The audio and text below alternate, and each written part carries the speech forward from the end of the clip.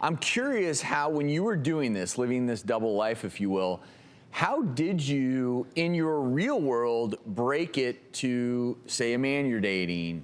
So with my husband, I knew that I needed to introduce it early on in the relationship. So I took him for a walk on the beach, of all things, just kind of worked up the courage and just blurted it out that I had worked as a professional dominatrix. And I think not only that, but that I had every intention of sharing that story. I knew even then that I was starting to think about writing about it. So it was important to me not only to know that he was going to accept me, despite the things that I had done. You might have been secretly turned on by I was hoping that there was a story where he was inappropriately or mistakenly handcuffed and you got him out of the handcuffs and like, yeah, I know how to deal with these bad boys.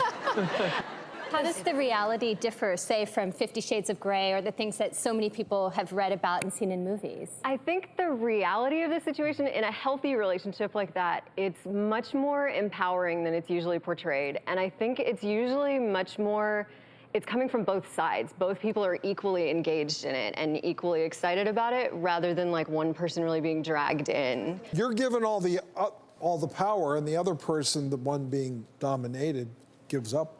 That's a really common misconception, but I think the submissive is usually the one in control. It's the perception of power and the experience of power is the dominant, but the submissive can stop the scene at any time.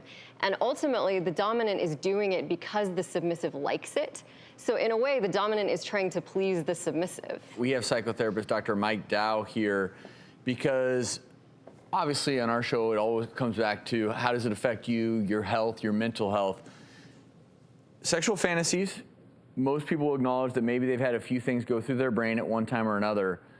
Where do you stand in terms of when is it healthy, when is it unhealthy? Yeah, well, what's really interesting first, before I answer that question, I think we have to realize how common it is. So, Dr. Travis, 1 in 6 people have a fetish, and about 1 in 3 people have actually tried. So, a lot of our sexual templates, what we like, they're formed, hormones play a role in the womb even, our early childhood experiences, and sometimes we just like what we like.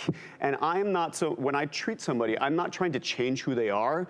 Sometimes I do try to expand their repertoire. So if they're isolating this fetish and they're only going to you, but they're keeping it a secret from their partner, I would say that that is usually unhealthy. And what I would try to do, if possible, and tell me if you agree, I would try to incorporate some of what they like that they're doing with you into their relationship if the partner is willing. Remember, there are over 500 fetishes, right? So there's so many. And most of them are as long as they're not hurting anybody. Safe, sane, and consensual. I've read the literature too that the people that engage in these sexual acts tend to be healthier, more well-adjusted, less likely to be diagnosed with anxiety because with openness to new experience, as you are. For your relationship, I think it's indicative.